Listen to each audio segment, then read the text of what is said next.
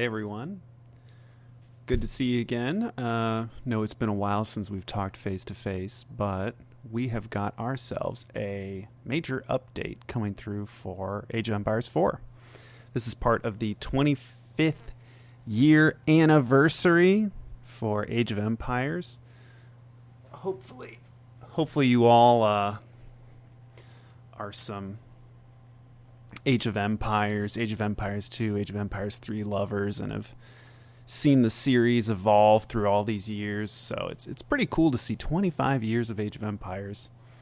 And with it, the second season of Age of Empires 4 is coming to a close. So we've got a huge update.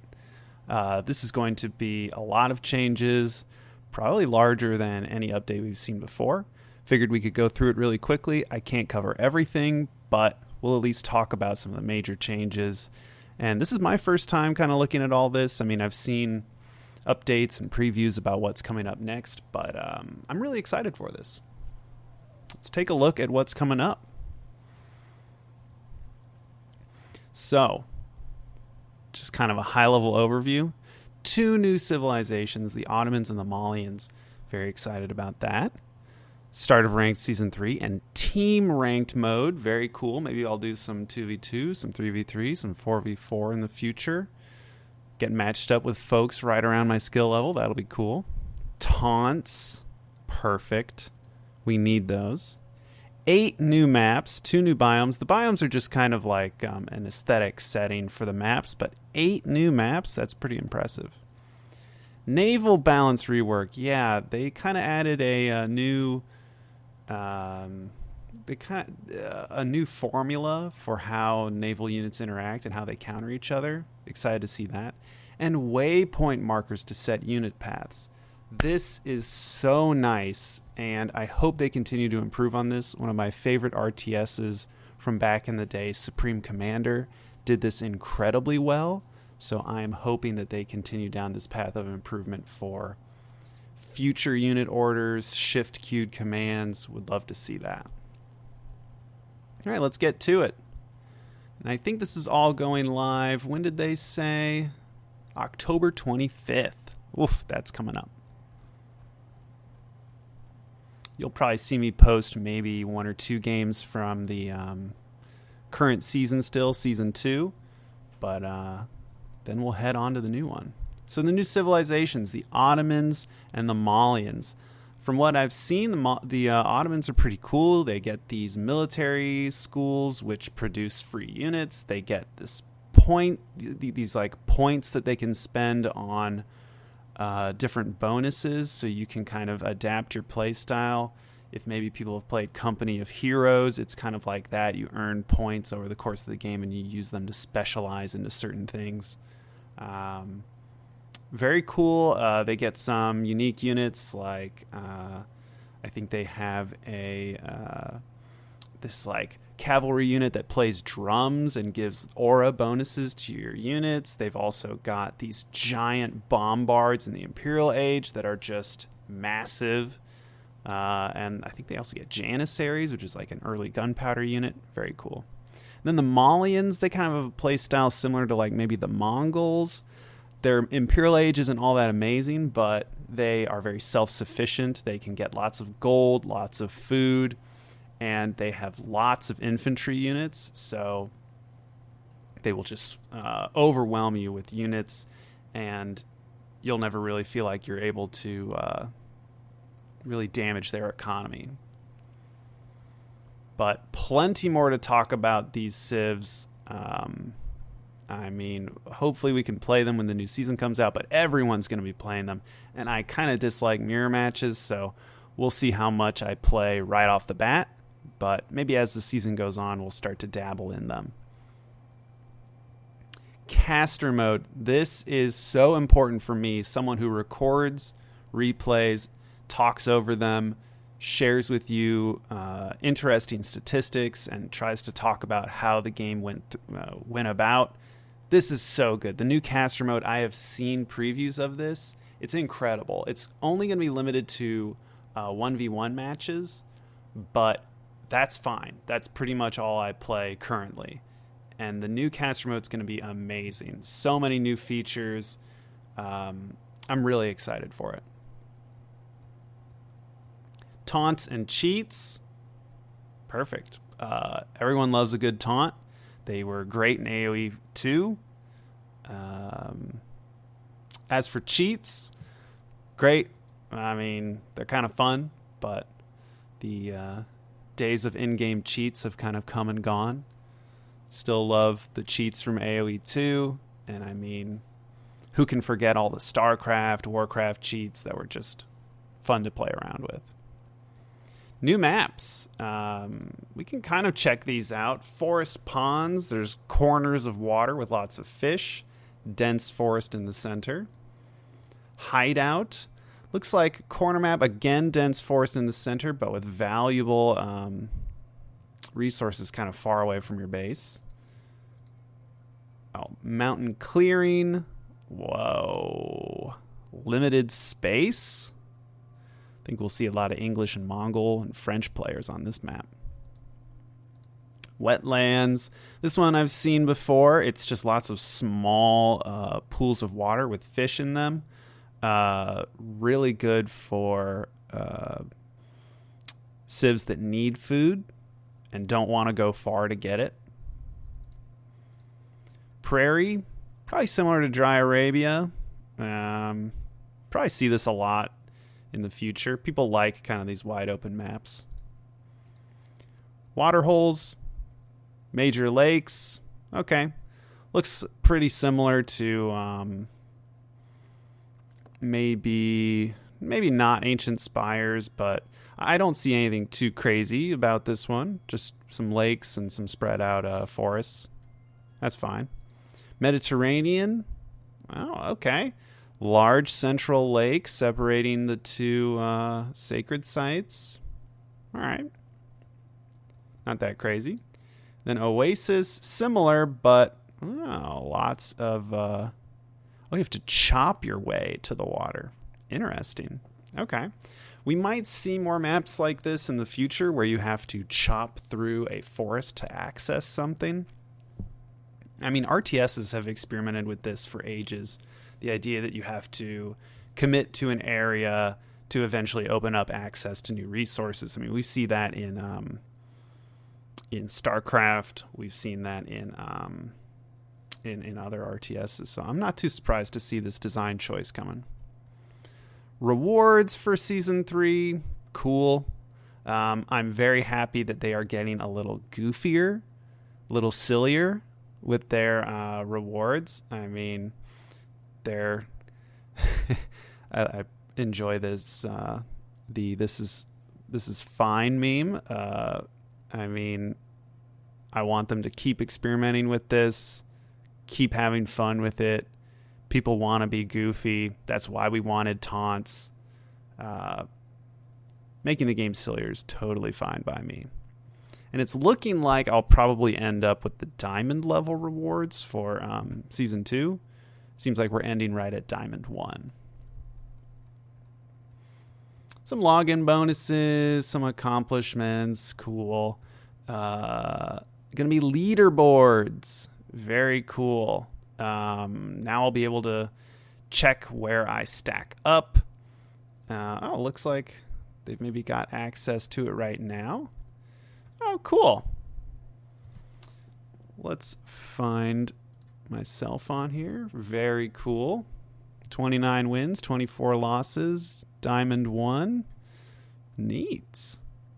Would love to get some more stats on here. I think there's some more third-party sites which will provide better stats beyond just like win rate and win losses, but very cool. I think that'll be in-game. Or actually maybe it might just live on their website. That's fine. Okay, let's check out the ranked season rewards. Cool, looks like a boar ram statue for your town center. Very cool. Let's aim for that diamond boar ram, but maybe someday we can get that conqueror one. And honestly, the platinum one looks fine. Team games, that looks kind of cool. You get this like looks like you get a castle and maybe like a helmet on a crest of arms. That's pretty cool. Some great taunts. OP, nice sheep. Remember when you had an army? Oh wow, these look great. Oh, the map pool. Not much of a change here. Pretty standard setup, but then it looks like they're going to rotate in some ranked maps. Nagari, Altai, Hideout, Waterholes. Some of the new maps, clearly. So it sounds like these will always be, these maps on the left will always be in rotation, or will always be available in the map pool for the ranked season, for Season 3. But as Season 3 goes on, these sort of wild card maps will come in and out of the map pool. Quick play maps. Yep, there's a lot of maps now that you look at them all. The naval rework. So there's probably more about this in the balance section, but they've decided to go away from the civs have unique ships that just like completely counter each other or just don't make sense, and instead have made a very standardized rock, paper, scissors formula to naval battles. So archer ships are good at killing demolition ships. Demolition ships are good at killing springald ships. And springald ships are good at killing arrow ships. They kind of based it off of the whole spearman, horseman, archer dynamic. Whether that's good or bad, at least we've got some gameplay on the water. Back in the day, there was no gameplay on water, and no one played water maps. That was the simple solution to that. Waypoint markers, like I said, I'm so excited for this. It's so nice to be able to quickly review where your units are going. And to be honest, I think I mentioned previously Supreme Commander did it best, but I would love to see some more features here. I remember, and this is just a wish list from Supreme Commander, you could click on the arrows and drag them elsewhere, so you could like pull them and move them to like to like alter the future waypoints. Really helpful when you had patrol routes. You could even move like queued up buildings if you were just like, oh no, actually I need this outpost that I queued up a minute ago to be a little more forward. Rather than having to cancel the outpost and rebuild it, you could just click on the ghost image of the outpost and drag it forward. I would love to see that, but it might not be in the code base of this game, as in not easy to do. But maybe we'll see in the future. Who knows? Cool. This will also be helpful for like fishing ships. Actually, I think, yeah, fishing ships would be nice to see where they're returning. Traders, knowing which markets they're off to. Okay, some hotkey updates, some bug fixes, looking good. Single player updates. Here's the balance section. Okay, here we go. Cool. Archer ship beats incendiary ship beats springald ship beats archer ship. And yeah, now that there are no naval units unlocked in the Castle Age, like Castle Age on land is exciting because there's man-at-arms, there's knights, there's crossbowmen, and tons of unique units start to come out. Delhi elephants. It looks like each ship type has a Castle Age and Imperial Age upgrade available to it. Interesting. So it looks like they're going to be kind of like the veterancy upgrades, but for ships. I figured they might do that. Probably a lot of ship cost balances. Oh, there's a food cost to archer ships. Yeah, okay. Interesting. Food costs ensure there's enough demand and resource. I like that. Ships are just generally cheaper and trained faster than before. That makes sense to me. You want to be able to get those units out quicker. I do wonder if some of that uniqueness that certain civs had on the water, like Delhi's fishing ships having arrows or the Rus transforming their ships. I wonder if those will stick around, but we'll see. Okay. Transport ships. Yeah, this is just kind of reviewing all of the like changes, and there's tons of changes to report here because they completely reworked it. So yeah, you're going to see a lot of stats here, but the main storyline here is that it's going to have kind of the rock paper scissors format, and we may see some more naval play in the future. And yeah, there's this man the sails ability, which allows units to move faster for some time. So it's kind of like the double time feature we've seen for some land units.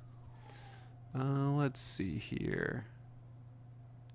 Incendiary ships now know how to utilize attack move commands better. They will no longer sail uselessly toward the attack move destination. Instead, they will scan for targets. Perfect. Okay. But yeah, really good micro is the optimal use of incendiary ships. Spring-hauled ships and warships can no longer spin to win. Oh my god, what a era that has come to a close. Players used to spin ships back and forth because each side of the ship had its own attack weapon cooldown. So you would fire your cannons on the left, then you'd fire your cannons on the right, and you'd just like keep moving back and forth, kind of like how ships actually did it. But now both sides of the ship share the same weapon cooldown. Honestly, that just means unit composition is more important than micro now, which I'm okay with. Yeah, archer ships now fire 5 arrows in a single burst, which scatter toward the target location. I noticed that in some preview games. It's a weird-looking attack. Don't know how I feel about it, but probably great for mowing down clumps of incendiary ships. Yeah, changes to dock.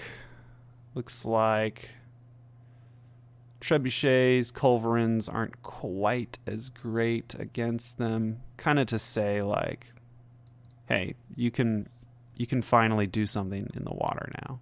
You don't have to use all these siege units to take them out. Oh, and I guess it's also saying that spring-alds are the unit to use against ships. Spring-alds have not had their bonus versus ships changed. Yep, lots of changes to technology, shipwrights, incendiaries, looks like ranged armor, health upgrades, attack radius, +1 range, attack speed, cool. Swivel cannon added to the spring-hauled ship. That's cool. I like that. And heated shots. They deal fire damage. 30 damage over 10 seconds. We're starting to see more damage over time in Age of Empires 4. I think the Malians also get a damage over time technology. Pretty exciting. All right, now for the good stuff. Let's talk gameplay changes. Siege units will now automatically unpack, pack, and chase enemy units. Okay, interesting. Yeah, they would often just like stop. They just don't really care. Let's see. Looks like just a lot of weird fixes for like weird interactions. Let's see. Oh, units exiting rams or other transports will now become selected by default. Yeah, I like that choice. This is a lot of changes for like priority selection. Oh, relic gold generation reduced from 100 to 80. Interesting. When you collect relics, it leads to a significant economic advantage for the rest of the game. That's significantly more difficult to raid than a villager lead. Yeah, that's true. Okay, I guess they felt like they needed to dumb that down a little bit. I think that means Holy Roman Empire getting a slight nerf there because they're very reliant on relics. Torch range increased. I like that. Spearmen, man-at-arms, knights, when they attack buildings, they have to get so close. Much rather they have a little bit of distance. Good for when you're trying to take out buildings that are right on the edge of maybe like a town center. Scout weapon damage decreased. Holy crap. They now only deal 1 damage to a villager. Or anything, really. That's kind of sad. Poor scouts. They're literally meant for scouting and hunting deer and killing other scouts. That's all they do now. They don't harass. Not at all. Spearmen, health increased, damage increased. Okay. Dark Age spearmen are good. Nice. I like that. Wow. Honestly, I kind of want to play a civ that just spams spearmen because it's a cheap unit that you can just throw at your enemy. And with this buff, I kind of like that. Maybe Chinese spamming out spearmen won't be so bad.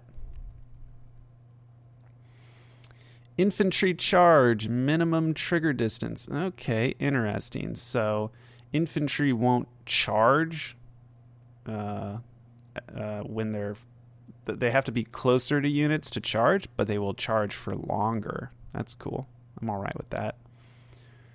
Ram range increased. I like that. That way, again, I just don't like having to get so close to buildings when I attack them. Yeah, and it helps multiple rams all hit the same target. They would always bump up against each other when trying to attack a building together. Bonus damage reduced. I think they mean bonus damage versus buildings. So trebuchets are a little less effective. Traction trebuchets are a little bit better. Those are for the Mongols. Upgrades and technologies. So this is interesting. Economic upgrades were pretty much not cost effective, and no one would really get them during the games. Maybe a few. I mean, you would for sure get wheelbarrow, but then maybe you'd get the wood chopping, like the wood economic upgrade. But beyond that, not very many people would get them. So now the technology has been reduced in time, so you can make it real quick, and the total resource costs have been reduced. And this is in all ages, feudal, castle, and imperial. So we're going to see these technologies be a little bit more cost effective. I like that. As a macro player, someone who likes to play the late game and get those economic upgrades, that's exciting for me. I like seeing that. Okay, looks like just some issues. Cool. Oh, A pose. That's a new one. Torch damage. Oh, villagers do a little bit more damage versus siege. Cool. Market build time reduced. Cool. Trader cost reduced. Build time reduced. Wow, okay. Yeah, they do want to see trade earlier in the game. They have more efforts planned for future updates. That's exciting. Maybe we can experiment a bit with the Abbasid trade wing in the future. Oh, building multiple farms by shift queuing on top of a mill or town center or granary will now consistently and predictably populate around that structure. It used to. Then in Season 2, they didn't. And now it looks like we're back. Love it. Oftentimes you'll place a mill, surround it with farms. That used to be really easy. Then in Season 2, when you would try to do that, it would kind of misplace them depending on where your mouse was. It wasn't great.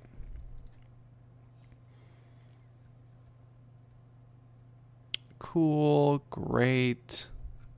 Town centers. This is a big change. Stone cost increased, build time increased. I really think we're going to see people have to build a military structure or like a military production building before they go for their second town center. That's going to affect folks like the Abbasid, Chinese, Rus.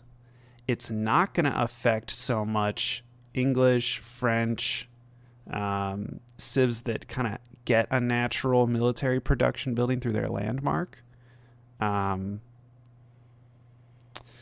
And I don't think we'll really see town centers built really far away from your initial town centers. I don't think Rus are going to be putting town centers near bores anymore. Or if they do, it's going to be very much delayed. It's going to take more time. Keep build time increased. Keeps just keep getting harder and harder to build. As a Chinese player this season, I didn't really feel the burn that much, but we're probably going to keep seeing it.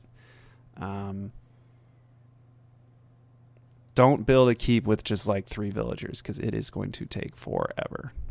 Okay, Civ specific changes. Here we go. Abbasid Dynasty, right at the top. You gotta love the alphabetical nature of these updates. Okay. Yeah, they adjusted the wonder. Who cares? Celebratory audio notification. That's cool. Minimap issue. Trader units can no longer trade for stone. Oh, okay. They want to make stone rare and strategic. I get it. And their unique research teak masts. Looks like they all get some move speed. That's about it. Cool. I really would have liked a trade branch rework, military branch rework, but oh well. Maybe another day. Chinese. All right, here we go. Grenadiers would not properly display visual effects. Fixed an issue with the Great Hall Gatehouse. All right. Barbican of the Sun. Yeah. Reload drills. Nice. This needed to be reduced. I think the Chinese should get this technology. It just wasn't really possible at the end game.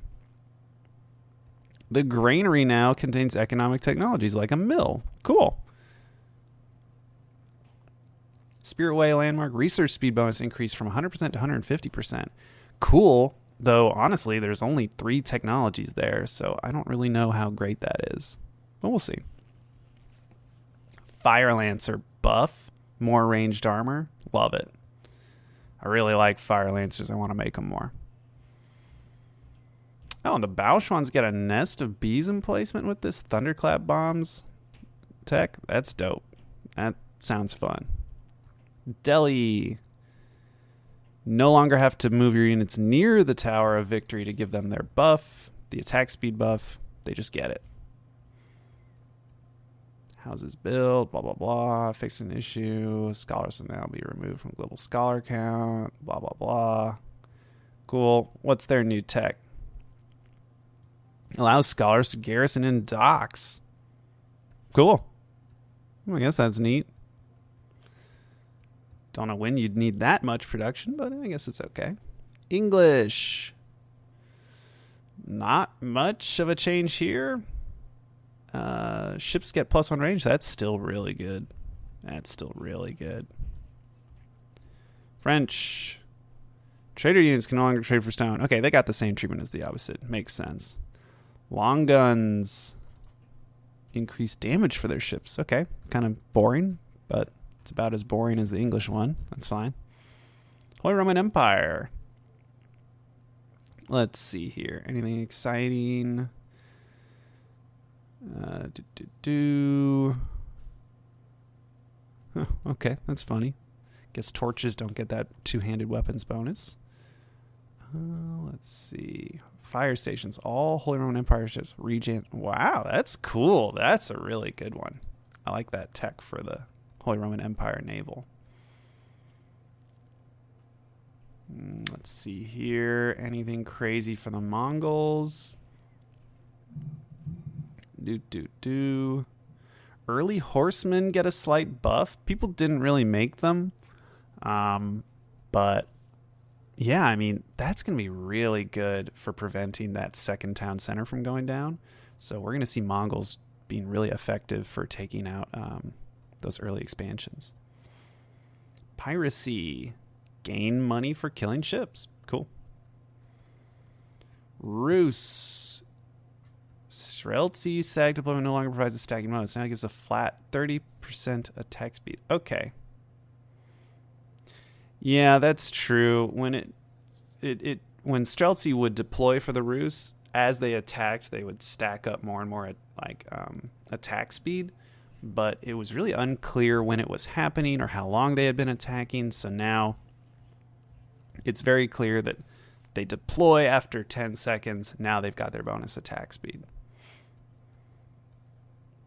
Warrior Monk train time reduced. Cool. Really cool for those fast castle Rus. Get those relics real quick. Although the relics won't give you as much money, so that's a little sad. Roosts no longer gain bounty from killing sheep. You still... Oh, man. Yeah, they do get a lot of gold at the start of the game, and then they can do whatever they want with it. Early nights, trades at the Golden Gate, tech upgrades. Like, they could do whatever they wanted. And yes, the fortified palisade build time increased. Love it. Honestly, I'd love to see the fortified outpost also getting a nerf to build speed. Adaptable halls removes conversion costs. Oh, so they still convert. They still convert their ships. That's cool. All right. Now it's going to be way too much to go into all of the Ottoman and Malian updates, but I'm hoping we can review them in the future. And I mean, we'll be seeing all sorts of games against them or playing as them, so that's cool.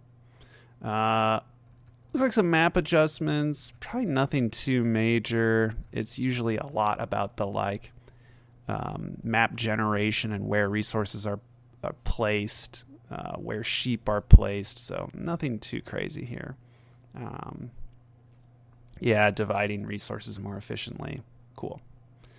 I think that might be about it. The rest is just AI, modding, what's on the horizon. I think this video's already gone pretty long, so let's maybe leave it at that. The things I'm most excited for, the caster mode. I'm so excited for that. It's going to make these videos so much better.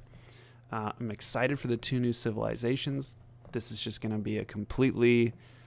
Well, it's going to be weird taking on these new civilizations. So I'm excited for that. Excited for the economic technologies being cheaper. Excited for the harder to build town centers. I'm honestly even happy about the keep nerf. I like that those are going to take longer to build. But overall, very excited for this and all the new maps. That's probably last on the list of things that I'm really looking forward to. But yeah, I'll see you all in Season 3 eventually. I'll let you know when I post a Season 3 video. But yeah, hope you're excited about the changes like I am, and I will catch you for Season 3.